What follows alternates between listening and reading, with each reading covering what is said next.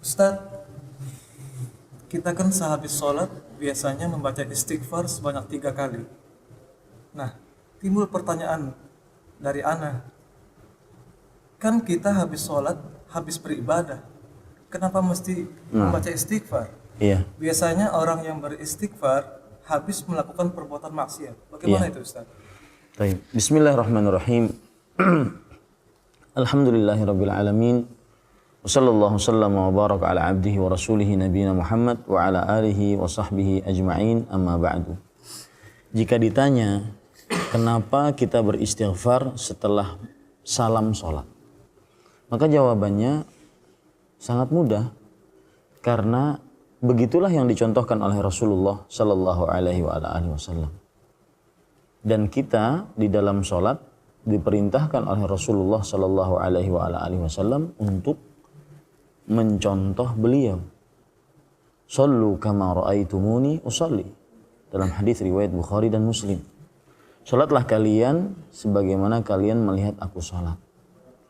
Dalam sebuah hadis riwayat Imam Muslim dari Thauban radhiyallahu anhu, Rasulullah sallallahu alaihi wasallam diceritakan oleh Thauban, kana Rasulullah sallallahu alaihi wasallam idzan sarafa min salatihi istaghfara thalathan. Kata Thauban radhiyallahu anhu, Rasulullah sallallahu alaihi wasallam jika setelah selesai salat beliau beristighfar sebanyak 3 kali. Nah, ini sebabnya. Tetapi dari pertanyaan saudara, ada perkara yang penting yang harus kita perhatikan, yaitu mungkin salah satu rahasia dan hikmah kenapa Rasulullah sallallahu alaihi wasallam beristighfar setelah selesai sholat. Salah satu rahasianya adalah agar sholat kita benar-benar diterima oleh Allah Subhanahu wa taala. Mungkin ketika sholat kita tidak khusyuk, tidak hadir hati. Mungkin ketika sholat kita kurang tata cara sujudnya. Mungkin ketika sholat kita kurang tata cara rukuknya, bacaannya, dan sebagainya. Maka ini adalah konsep beramal setiap muslim. Bukan hanya sekedar mengamalkan ibadah tersebut, tetapi bagaimana ibadah tersebut diterima oleh Allah Subhanahu wa taala. Bagaimana ibadah tersebut benar-benar kita ingin diterima oleh Allah Subhanahu wa taala dan ganjaran pahalanya kita dapatkan. Dan inilah yang diingatkan oleh para salafus saleh. Di antaranya Ali bin Abi Thalib radhiyallahu anhu, menantu Rasulullah sallallahu alaihi wasallam. Beliau berkata, "Kunu liqabulil amal ashadda minkum ihtimaman bil amal." Artinya, jadilah kalian yang memperhatikan amal ibadah itu diterima lebih dibandingkan kalian memperhatikan bagaimana beramal. Jadi bukan hanya sekedar beramal, tapi bagaimana amal ibadah tersebut diterima oleh Allah Subhanahu wa taala. Kemudian beliau mengatakan, Alam tasma'u Allah Azza wa Jalla yaqul. Apakah kalian tidak mendengar Allah Subhanahu wa taala berfirman, Innama yataqabbalullahu minal muttaqin.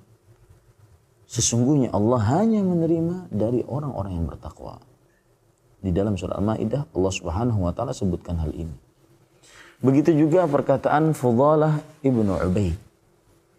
Beliau mengatakan di dalam perkataan beliau yang sangat luar biasa, la an akuna a'lamu anna Allah qad taqabbala minni mithqala khardalin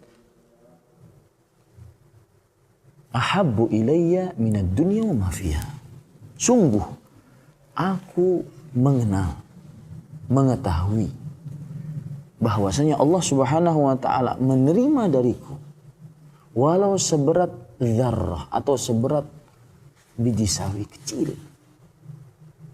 Aku mengetahui amalku diterima oleh Allah Subhanahu wa taala walau seberat itu, maka itu lebih aku sukai dibandingkan mendapatkan dunia dan seisinya. Kenapa demikian? Karena orang yang diterima amal ibadahnya berarti orang yang bertakwa. Dan orang yang bertakwa tempatnya di dalam surga. Nah, itu rahasianya. Kenapa kita harus memperhatikan kualitas amal ibadah. Bukan hanya sekedar beramal. Bukan hanya sekedar melaksanakan kewajiban selesai. Tapi harus benar-benar memperhatikan kualitas amal ibadah ini.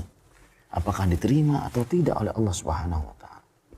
Begitu juga Ibnu Dinar rahimahullahu taala pernah mengatakan, al-khawfu 'ala al-'amal alla yutaqabbal asyaddu minal 'amal. Takut amalan itu tidak diterima lebih dibandingkan beramal itu sendiri. Maka mulai sekarang bukan hanya sekedar sholat, bukan hanya sekedar puasa, bukan hanya sekedar sedekah, bukan hanya sekedar baca Quran, tetapi benar-benar beramal yang ingin diterima oleh Allah. Dengan begitu kita akan senantiasa memperhatikan kualitas amal ibadah kita. Demikian, wallahu a'lam, sallallahu nabiyana Muhammad, walhamdulillahi rabbil alamin.